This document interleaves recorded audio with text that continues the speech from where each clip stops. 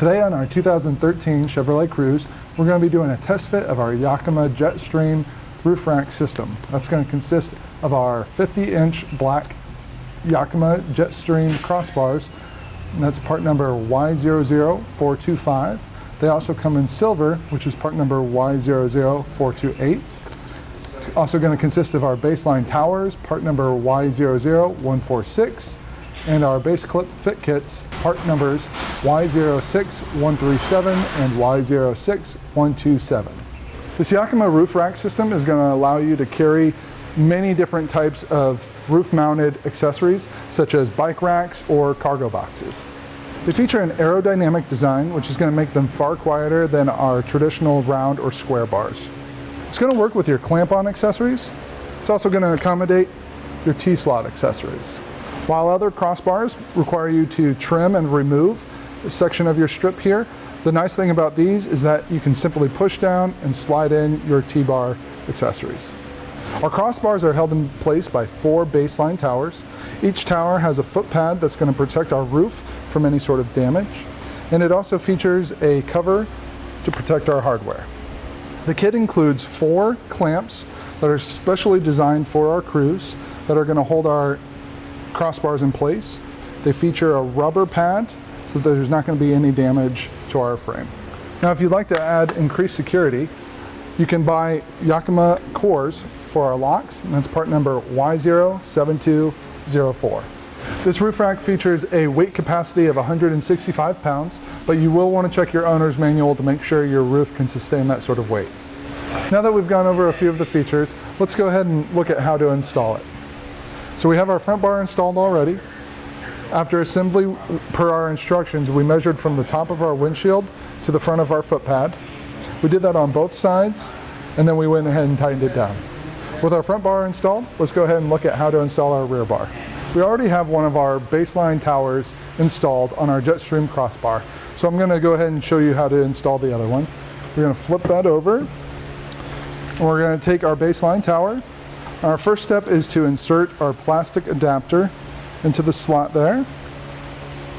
Once we get it lined up, we can click it in place, and then we're going to take our metal T bracket there.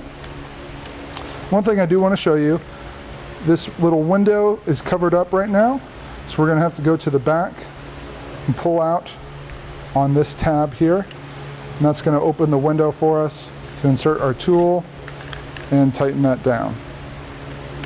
We want to get it flush with the plastic adapter so that we can slide it onto our crossbar. There's a scale printed on our crossbar here, so we're going to go ahead and move to the correct measurement, and you can find that in your instructions. Next, we want to install our foot pad. So there is a notch in our foot pad that will line up with our bar on our foot. And it will simply click in place. Next, we're going to install our foot pad on our foot piece. So as you can see, there's a little notch in the back here that's going to line up with our bar. So we're just going to go ahead and insert that in place. Now, this next part is a little bit confusing, so I want to explain. The front of our bar is going to be the fatter part. It's kind of rounded, so all of our measurements are going to be based off of that. On the inside here, you'll see that we have our pitch adjustment and our toe adjustment. That's just going to determine how straight our foot pad is and the level of our crossbars. So we want our toe adjustment to be centered here. So we're going to go ahead and start tightening that down. And then our pitch is going to be pushed over so that our inside nut is the farthest away from the front of our bar possible. We can go ahead and tighten that down. Now our tool is going to let us know when everything is properly tightened by clicking in place. And there we have it.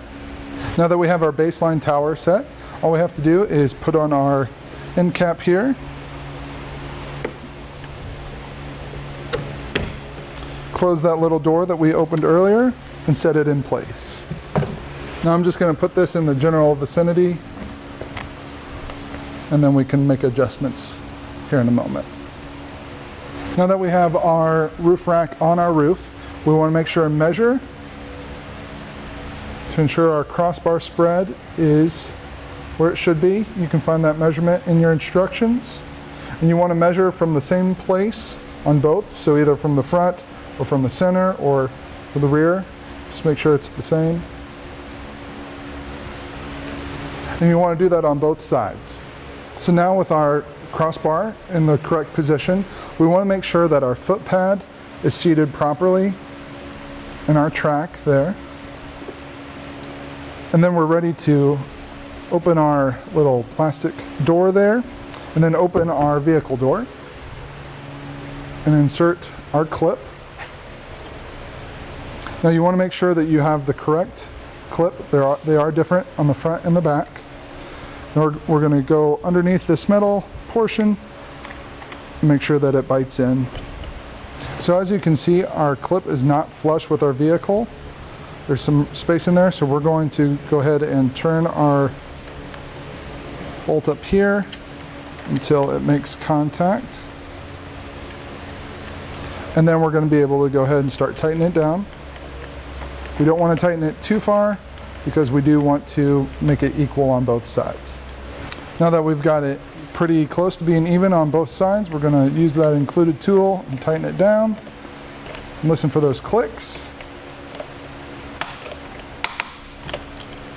Then all we have to do is close our little plastic piece here and then mount our cover. We're going to go ahead and do that on the other side as well. With it installed, we're now ready to load up any of our favorite roof-mounted accessories and hit the road. And that's going to do it for our test fit of our Yakima Jet roof rack system on our 2013 Chevrolet Cruze.